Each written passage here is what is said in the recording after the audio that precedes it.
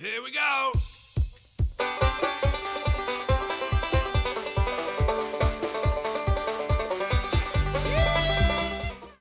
Hey, this is Glenda from Lehman's, and I'm a homestead homie. You're watching Off Grid with Doug and Stacy. Today must be Field Trip Friday! Guys, we are at the mega Superstore off-grid homesteading place. 40,000 square feet of everything you need to live a self-sufficient life here in KIDRON, Ohio at LEHMAN'S. LEHMAN'S, we love it. I've been wanting to come here forever and ever because I'll tell you guys a funny story. When we were getting ready to do our off-grid move and I was in the one-bedroom apartment, I used to get this catalog and I would look at it and circle all the things I wanted for our home, and it was from LEHMAN'S, and we're here now and I'm so excited because this is, I mean, awesome. We're kind of getting a kick out of it. It's 7 years ago we started our journey of living a more self-sufficient life, and we used this catalog as you know, like a Sears catalog kind of thing, and now here we are hosting events at LEHMAN'S. Guys, do what you want to do what you're passionate about, and that's how things work. So we're gonna go inside. Apparently this place gets 3,000 visitors in a day on the weekends, and we're here and we're gonna meet you guys inside. We're gonna show you around the store. So here we go. Woo!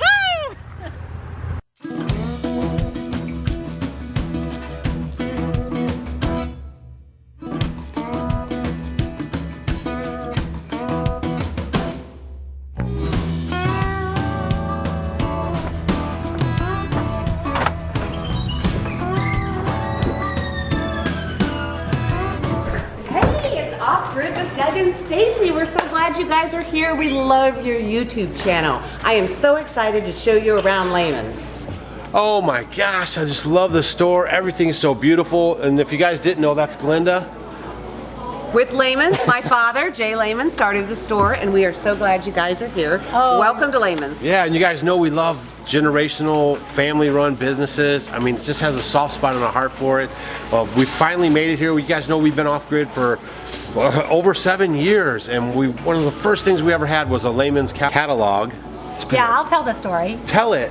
So when we were in our apartment before we were transitioning into our property, I would get them in the mail, and it was sort of like my little bush book, and we were circling all the things that we wanted. So this was definitely one of the places that really helped make our off-grid kingdom our transition. What it is. And it was a great transition, and the quality products here, and we just love it. Oh, that's fantastic. Well, one of our main missions is to help people on their journey to the simpler life. Right. Whether like you were 7 years ago just starting out, right, or like you are now living completely off-grid. Yeah, because this is our go-to catalog, guys. So if you're living off-grid, or you're thinking about it, or you're just yearning for that homestead lifestyle and you want to simplify things a little bit, or if you want to have redundancies, if you're like, well, they think our videos are cool, but you want to have a way to like have light if the power goes out, this is a great place to start. So we're going to go around the store. She's going to tell us some of the history and some of the things, and then hopefully you guys are really going to dig this one. Yeah, because I'm excited. I've been looking forward to this for so long. I'm like a kid in a candy store. This store I could spend, I don't know, weeks in. Love it. Well, we never lock anybody in, so we will make sure. That'll be cool. Yeah, you'd probably like that, wouldn't you? I'll hide in the bathrooms tonight when we leave.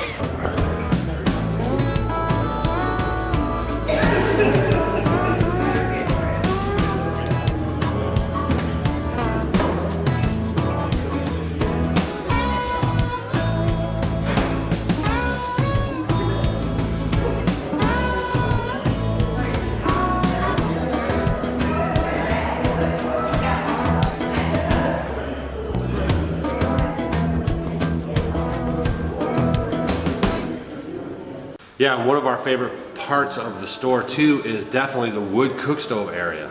And we're in the wood heating stove area now. The wood cook stove area is right around the corner. You guys probably know this, but to most people, they don't understand the difference between a wood heat stove and a wood cook stove. Right. A wood heat stove, you never cook in it. Some of them are designed to cook on it, and it's designed to heat a larger home. If your place is small enough, you can heat it with a wood cook stove. Right. Those are designed to get hot fast to cook your food. Sure. But many people use a wood cook stove to also heat their home. Which we do too. Yes. Yeah. Yep.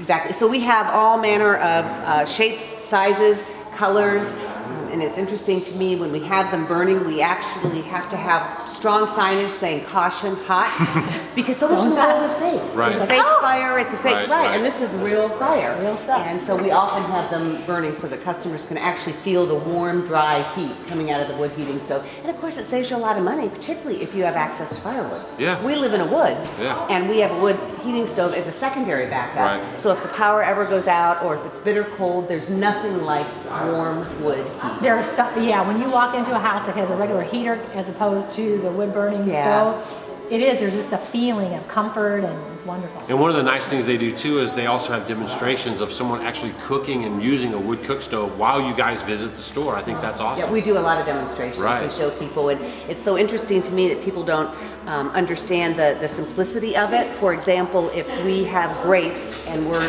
making juice and we serve the grape juice, they ask, what's the recipe? The recipe is great. Right. You know, when Right. we make cider, that's the most often asked question. What's the recipe?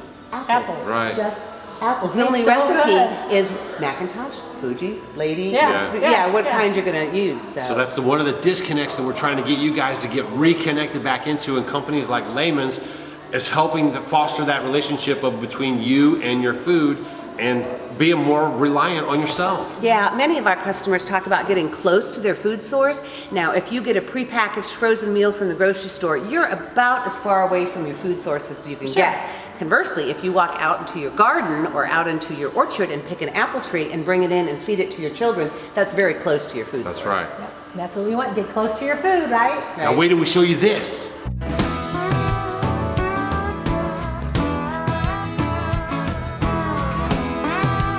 We are out in Lehman's garden. One of the things that we really like to do is not just sell product. Selling product is the what. It's the how to do something, and most importantly, why. And so we planted some of our heirloom seeds out here in our container gardens. You would not believe how many people have never interacted with fresh food. Plucking a tomato off the vine, still warm from the sun, slicing it up and eating it. So we have a push mower over here, and funnily enough, we never have to mow. Can I use it? Yes, you can. So we never have to mow there because it's always mown by our customers. Just like Leave It to Beaver. Yeah, that's right.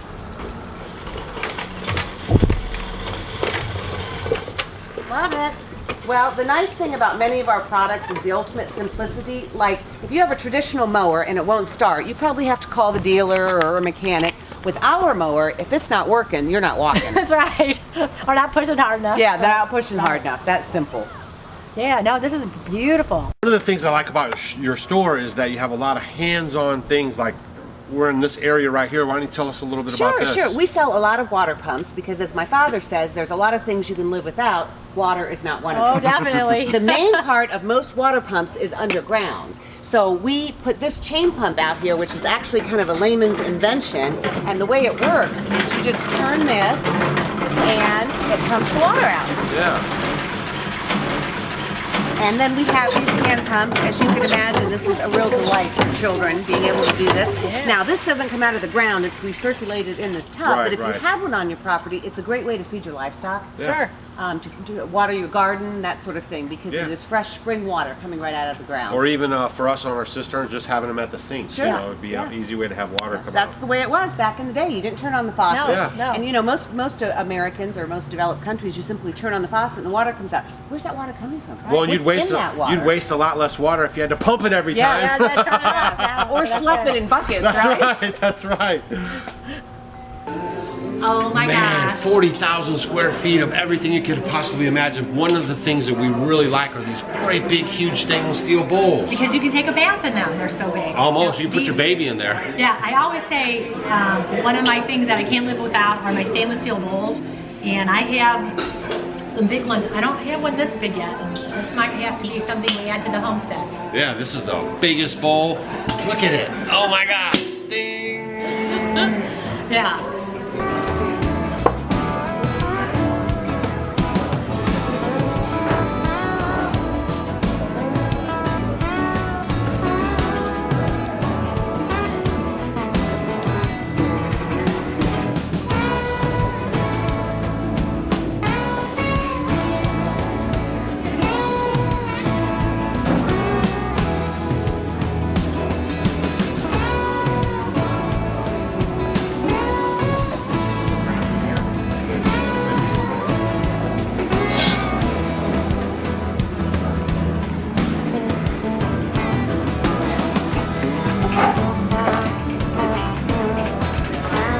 standing in an area with an apple cider press. You guys are probably having apple trees on your property, and they've actually invented and perfected a way to have an apple cider press. And make the best apple juice, apple cider ever. What's the ingredients in apple cider?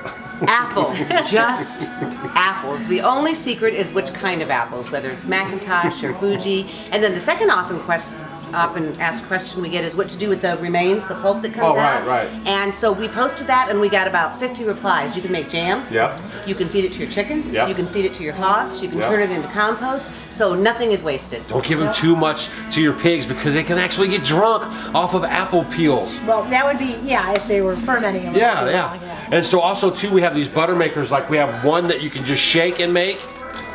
Shake and bake. Shake and make. Remember? Yeah, I It's remember shake and bake, and I made it. Yeah. And I helped. That's how it goes. Yeah. Yeah, and then here's another one. This is the size that I have at the house. Yep. And then here's a larger one that is actually our own exclusive design. Karen Geiser, our local organic gardening, had it in her R&D lab, which means in her kitchen with her 5 children. Right. To make sure that it That's works the best properly. R&D. Yeah. A couple months ago, we were in the store churning butter, as we do often to show people, and it's that interactive thing too. Right. You know, we call Love it that about your store. Getting your farm cred Right, on. that's Go ahead right. and churn some butter. Right. And a little girl came up, and she was interested in what we're doing, so we had her crank it a few times to churn the butter. When she came back, the butter was all done, and so we were pouring off the buttermilk. And she looked at me and she said, "When did you put the butter in?" Because to her, butter comes from a tub store, in yeah. a refrigerator, not from a cow. Now, once we explained it to her, I think most children understand eggs don't really grow in the grocery store, Right. but understanding that you have a chicken and you feed it, and Right. you care for it, and you keep it healthy, and then it lays an egg, and then you consume that. So the butter churn is a very interactive kind of gateway product because anybody can do it. Oh, Right. it's out, yeah. So if you're wondering where to Easy. start, and then I talked before about it's not just the what, it's the how, and then it's the why. Right. Okay, if you're going to spend hours baking bread from scratch, wouldn't you want the finest ingredients? right. Sure. Wouldn't you want the freshest eggs, which you guys probably know look, taste, and feel completely different than the eggs you get in the Right. store. They're almost spooky when you first see them because the yolk is so orange and so big and fat and Right. full, and they're just much better for you. And I think one of the neat things about the store is when you guys come here personally or you get the catalog in the mail is the different sizes. Like it's not a one size fits all thing, right? So they have the very small size for you little single apartment dwellers. You can actually get like some half and half milk This or is good for cream kids, milk too. and you can shake it into butter. Put a little garlic salt on it, put it on your bread. Or there's one like, you know, for a little bit bigger, and then there's this behemoth for the big family that uses a lot of butter. So that's what I really like too about the store that you have here. You're right. It's all about the journey. Wherever Right. you are in the journey, Right. if you're just beginning or like you guys, if you're much farther, 7 years Yeah. into your journey, Right. we have products that can help, and we can either give you advice ourselves or we know people who can give advice. That's right. We know people. We know do. people. And it makes life much easier. All these products do.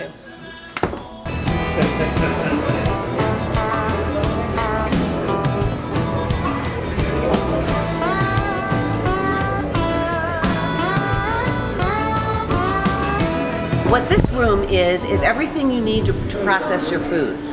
People that are new to homesteading don't always realize the amount of crop that you can get of tomatoes, peaches, that sort of thing. And if you're growing all that food, you're going to have to eat it, chop it, freeze it, bake it, cook it, put it in a pie, do something with it. And this is the room that can help you do that. Right. We have demonstrations going on, and we do a lot of, I hope, helpful advice. I remember I spoke to one woman, and she wanted to make her grandmother's salsa recipe, and it called for 100 tomatoes. So she planted 100 tomato plants. Oh my. She didn't realize that she was going to get hundreds, if not thousands, of tomatoes. So we walked her through that, and now every year for Christmas, she makes salsa for her friends and family.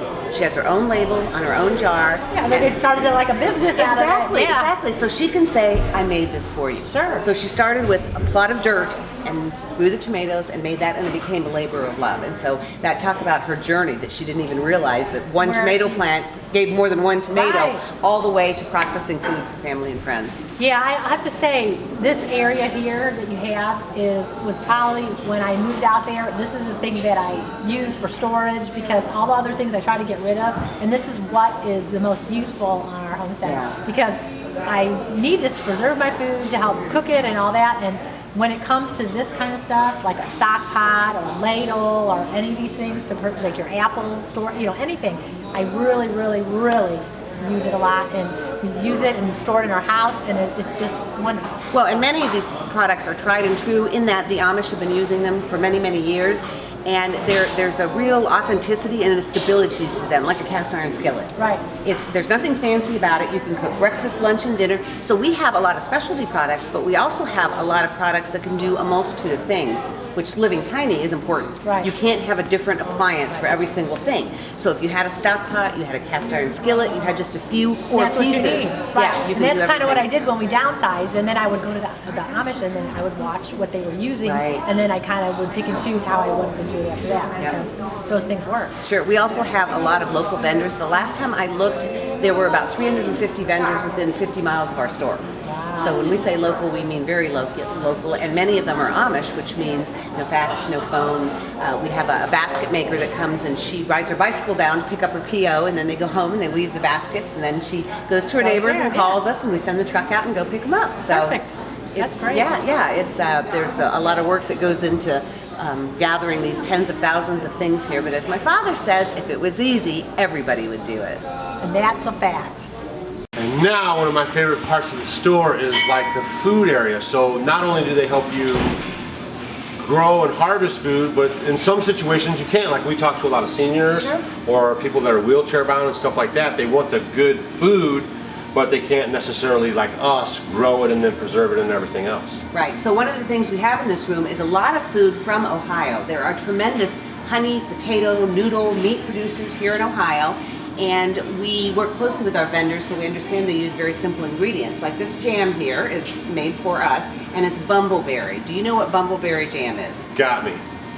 A bumbleberry is not a plant. There is no such thing as a bumbleberry tree. Back in the old days, Grandma would make her strawberry, blueberry, raspberry jam, and she would have a little bit left of each flavor, so she would bumble it together. Boom. Boom. Now you know. Right. Bumbleberry jam. And that's all locally made. It is. It Right. is locally made. There are a lot of fantastic food producers here, and as you mentioned, not everybody has the wherewithal or the space or the time to do it all themselves, and so you could do it gradually. Right. You could perhaps make your own butter, but then not do your own jam, or vice versa. So it's all about the journey. Wherever you are on that step, we want to be there to help. Do what you can where you are. That's right. And I love this pantry whole setup here. Lots of different varieties of everything that you could possibly want. And you guys can see there's honey and syrups and peanuts and popcorns and man. We do lots of food sampling too. I'm sure they do. Yeah, they're like the off-grid Costco store. Yeah, that's right. Eat up. And I see you have a full line of laundry things here. We do. You may not think about it, but laundry is something everyone needs to do, and if you have limited water or water pressure, it becomes very important to do it very efficiently. Sure. So according to my father, this is not the real Jay, this is flat dad.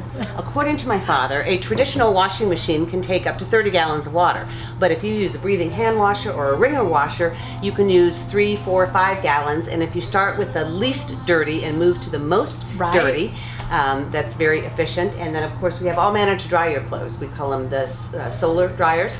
Basically, drying racks and clotheslines. The things that take the most energy in your house are anything that produces heat. So of course your dryer is a big deal. Now when you use a conventional dryer and you clean out the lint trap, all that stuff in the lint trap, guess what? That's your clothes falling apart. So if you can wash them more gently and more importantly dry them more gently, they'll last a lot longer. Right, Dad? That's right. That's right.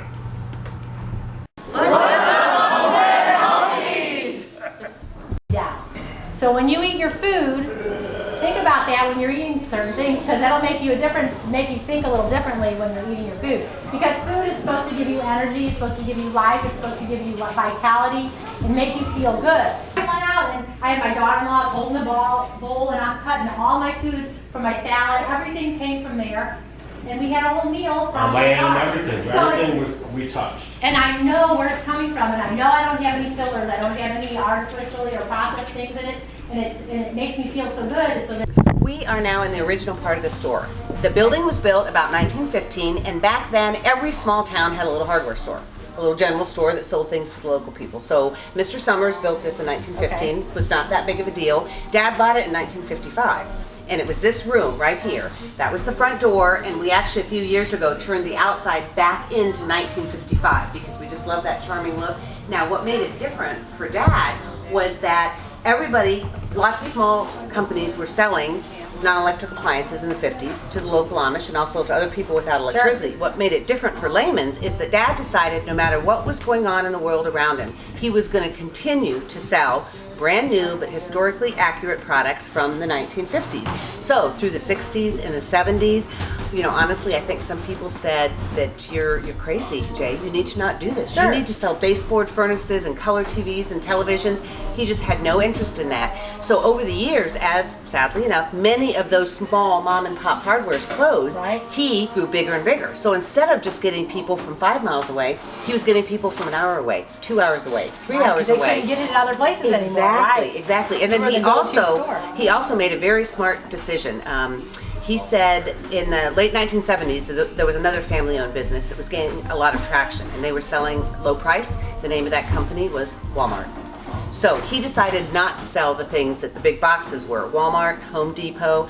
Paint was a big line for us for many years. We don't sell paint anymore. But we sell every form of wick, lantern, reflector, mantle. So we go deep into the categories that the big boxes aren't that interested in, because we can't compete with them. You know, even Amazon. I shop on Amazon. I know a lot of people do. They're the biggest, the fastest, and the cheapest. Lehman's can't compete with that. That's fine. So we want to be the most knowledgeable, the most friendly, have the best product assortment for homesteaders, that sort of thing. So it's all about each business knowing where they fit. So lamps are a key product line for us. We have everything you need to live without electricity for heat, food, light, and water. You can live without light, but you probably trip, and it's not very fun, and you might get scared. And I see that you have the Aladdin lamps here, which are an exclusive of yours. They are wonderful. They're so bright, and I just love them. We have an Aladdin lamp. Yeah. They are one of the brightest. They have a mantle, not a wick, and so they are one of the brightest lights that you could read by and sew by. So previous to that, non-electric lighting was too dim to really do those things. And so we also sell a Dietz lantern, and my dad says they're called the barn light or the outhouse light because it has a low level light, and you leave it on your porch, and when you'd have to go out to take care of the animals or do your business, you pick up that light just to give you enough light to get there. We do, and we have them on our front porch too. And this was in the rubble. Somebody called my father, this was like 25 years ago, said, "Hey Jay, you want this old bathtub?" And he said, "Sure." I love it. If this bathtub could talk, we may not want to hear the stories, but anyhow, it was a bathtub. And it's copper lined and everything. It's awesome. Yeah. So we use antiques not only to intrigue our customers and educate them, but to display our product. And it's preserving them too. So like this is almost like a museum. Like you walk around and they have stuff everywhere that are 100, 200 years old. And I even spoke to one gal today, and she actually donated a stove for you guys so you could have it preserved here under your roof so people could enjoy it and learn from it. It was her father's, and she had a choice of selling it or junking it, and she didn't want to use it, so she donated it to us. I love that. Yeah, there's washing machines, and I mean so many cool, useful things that people used like 100 years ago, and it's great. We have lots of, as you mentioned, all naturals, shampoos, conditioners, soaps. Goat's milk soap is very popular. Goat's milk has a ton of emollient in it, so you don't have to use lotions. This woman lives about half an hour from the store, raises goats, milks them, and makes the soap, and I just love the soap. Even if you touch them, your hands will smell like it. And if you stay overnight someplace, it makes a lovely gift because you can put it on the pillow, and then when your hostess walks in, she's like, fresh and clean. And I tell you, she is a soap making machine. She has this whole thing filled up. Filled with soap. And it's not just soaps and lotions, it's cleaning. Oh yeah. When you think of the chemicals, the harsh chemicals used to clean, and you're breathing that in, or it's on your counters. So a lot of things with lavender, a lot of things with beeswax, there's just a lot. I mean, there was a way great-grandma cleaned without all the harsh chemicals years ago. Vinegar and the good Castile soaps, I mean all these natural ingredients that are non-toxic, that are good for us. And it's all under one roof.